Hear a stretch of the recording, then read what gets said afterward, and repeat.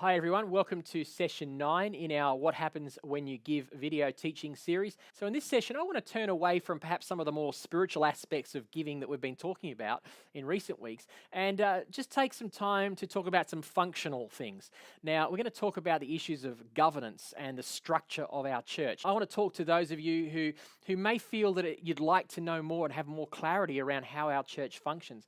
And that's perfectly normal. In fact, lots of people feel that if they can understand and know that the resources they're investing into God's house are being stewarded well, then they'll feel a lot more confident to give and contribute through tithes and vision builders and other forms of giving. Our federal and state governments have worked hard in recent years to make sure that not-for-profits such as churches fulfill a certain kind of requirements and they're compliant with current legislation. And we're required as an organisation to abide by a whole range of things just in order to be able to maintain the various benefits that are afforded to us as a not-for-profit and as a church. So I just thought maybe I'll give you a bit of an overview of a few things you may not know about our organisation. Well, our organisation is a not-for-profit company.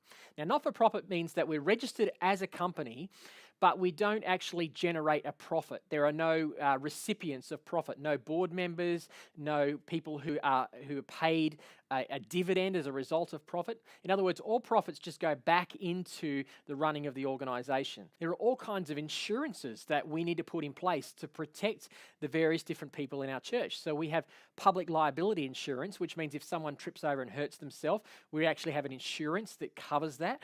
We have directors' liability insurance, which limits the liability of our board of directors, provided they have stewarded well and be proved to have made wise financial decisions. It limits their liability. We have volunteers insurance, which means if someone injures themselves in a volunteering capacity and is unable to work, there's an insurance there that can help cover some of those costs. Of course, we need buildings and contents insurance. We've got a lot of contents that we own at both our locations and also at our church office, and so we need contents insurance for those. When it comes to our finances, we have an independent external auditor go through our accounts every year and make sure that we are managing our finances well and we're spending the money where we say and claim we're spending the money.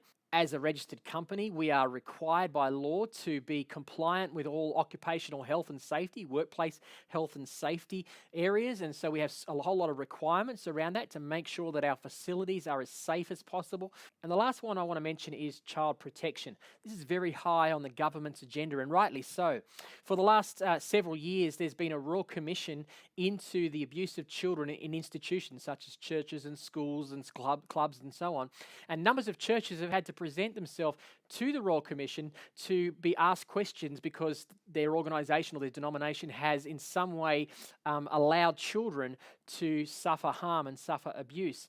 And so we as an organisation hold this in the highest regard. We really believe this is important. And we're actually going over and above with our policies to make sure that we do absolutely everything in our power to minimise the risk of harm to the children. So all of that governance and legislation is managed on behalf of our church by a board of directors, which are an incredibly talented, gifted, experienced volunteer team of people who set aside time during the course of the year out of their regular life to meet and then to work behind the scenes to make sure that we have areas of compliance up to the highest standard. And I thought it'd be good to take this opportunity for you to know who they are and maybe just so you're aware of this work that's going on behind the scenes. I sit on that board as the senior minister and chairperson. I don't always chair the meetings, but that's my official role as the senior minister. And we have a rule within our organisation that husbands and wives, or there can't be multiple members of one family sitting on a board. That avoids a whole nepotistic kind of thing. So we have spouses who come along to board meetings and sit as observers, but don't actually have voting rights when it comes to making board decisions. And so Jill comes as senior minister alongside me, but she sits as an observer. So Pastor Terry McNeil sits on the board as our Wallandilly pastoral representative. Pastor Ivana sits as an observer, also in her pastoral representative capacity onside that board.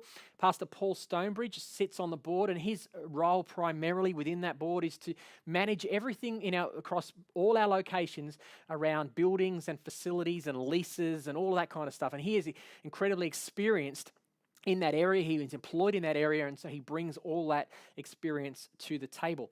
Pastor Edwina sits as an observer on the board, and she has a dual capacity. She sits as the Camden pastoral representative to our board to bring a pastoral perspective, but she is also a qualified psychologist working within a school community as a child and family psychologist and counselor, and so she has been able to bring and lend her experience in that capacity to helping us in the area of child protection. And we've been recently overhauling our child protection policies, and Edwina has been pivotal in doing that.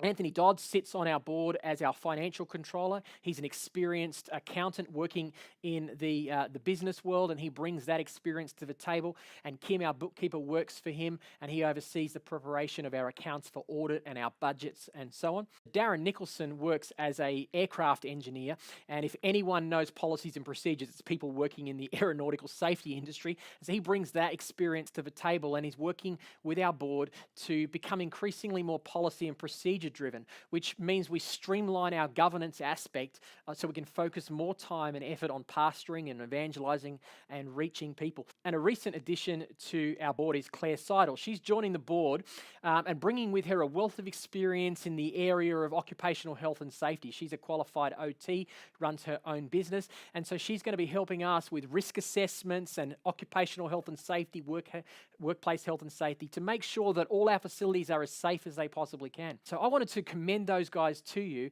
and let you know that you're in safe hands. When you give to the vision of our church, you know that there are people who are faithful and experienced behind the scenes that are making sure that we use our resources for the things that you would want them to be used for the benefit of God's kingdom and the vision that God has for us as a church.